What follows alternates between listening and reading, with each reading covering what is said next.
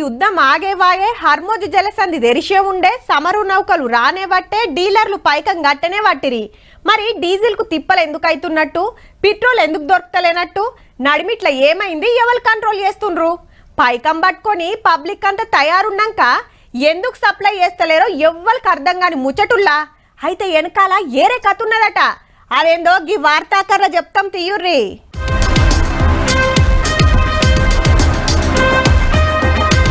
Petrol తిప్పలు మళ్ళా మోపైనాయి. అటో ఇటో హైదరాబాద్ లో అందుతుంది గాని జిల్లాల పొంటే మస్తు గోసుంది. చాలా బంకుల ముంగట నో స్టాక్ బోర్డులు పెట్టే వరకు ఒక తిరుగుడు కాదు, బండిలున్న సమరంతా ఒడిచేదాకా తిరిగితే గట్లనే నున్న కాడ గీతీలు పడ్డారు. బండి కారు అయితే ఫుల్ ట్యాంక్ కొట్టించుకుంటే కథం. కానీ ఇటు చూడండి, క్యాన్లు ఎట్లా తెచ్చిండ్రు. వీళ్ళంతా వరి కోత మిషన్లు ట్రాక్టర్లు నడిపెట్టేవాళ్ళు. ఇప్పుడు సీజన్ అయ్యే డీజిల్ కోసం చుక్కలు చూస్తున్నారు అనుకో రాదుండ్రి.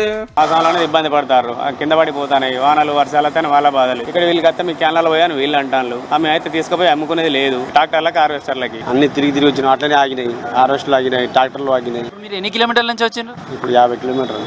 అన్నం లేదు, పాలు లేదు. ట్రాక్ మిషన్ లో ఇక్కడ దాకా బండి తీసుకురావాలంటే తీసుకురాలేం కదా, అందుకే క్యాన్లు తీసుకొని ప్రతి బంకు చూసుకుంటే ఇక్కడ వరకు వచ్చాం. ఎక్కడ క్యాన్లలో పెట్టలేదు, బండి తీసుకురామనంటే బుడదలకే బండి తీసుకుని రాలేం కదా, అందుకే క్యాన్లు తీసుకుంటాం. హార్వెస్టర్ గట్టిగా నడిస్తే ఒకనాడే ఒక క్యాన్ ఒడుసుడు పక్క, మర్నాడు మల్లూరికి రావాల్సిందే.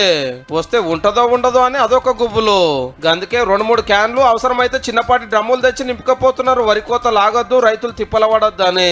ఇంకో దిక్కు కడమొలిగిన లైన్లు కట్టే వరకు గిట్లున్నది పరిస్థితి.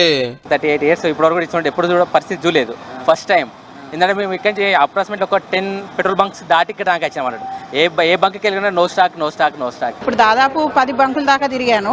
నా ఉన్న కొంచెం పెట్రోల్ కూడా ఖాతమైంది. డీజిల్ అయిపోయింది సార్, రోడ్డు పక్కన పెట్టేసారు సార్. ఇప్పుడు క్యాన్ పట్టుకొని వస్తున్నాం సార్. పోలీసులు వచ్చి వాళ్ళు తింటారు. 1 లీటర్ కొట్టించుకొని తిరిగే వాళ్ళం. అలాంటిది ఇప్పుడు ఇక్కడికి వచ్చిన జనాలు చూసిన తర్వాత ఫుల్ ట్యాంక్ చేయాల్సి వస్తుంది. కొత్త సినిమా రిలీజ్ అయితే బుకింగ్ లో నిలబడి చెమటలన్నీ గారిపోయి దగ్గర పోయిన తర్వాత టికెట్లు మూసేసినట్టుగా అయిపోయిందని చెప్పని గత 2 రోజుల నుంచి తీవ్రమైనటువంటి ఇబ్బందులకు గురవుతా ఉన్నాం. అయితే యుద్ధం చేయవాటికి ఆటికెళ్ళి వచ్చుడు తక్కువ అయినందుకు ఇన్నొద్దు లెక్క ఆయిల్ కంపెనీలు ఉద్ధరిస్తలేవాట బంకుల డీలర్లకు.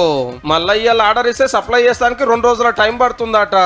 కొంచెం ఆయిల్ కంపెనీలు సప్లై తగ్గించారు, లాస్ అవుతున్నారు. ఇప్పుడు ప్రపంచం వేరే దేశాల్లో అంతటా పెరిగింది. ఇప్పుడు మనకి ఎలక్షన్స్ వల్ల కొంచెం పెంచలేదు. ఇక జోరుగా ప్రచారం అవుతున్న ముచ్చట ఏంటంటే బెంగాల్ ఎలక్షన్ ఒడిచుడే ఆల్చాం డీజిల్ పెట్రోల్ రేట్లు పక్కా పెరుగుతాయి. అందుకే సప్లై తగ్గించారు అనేది కొందరు మాట.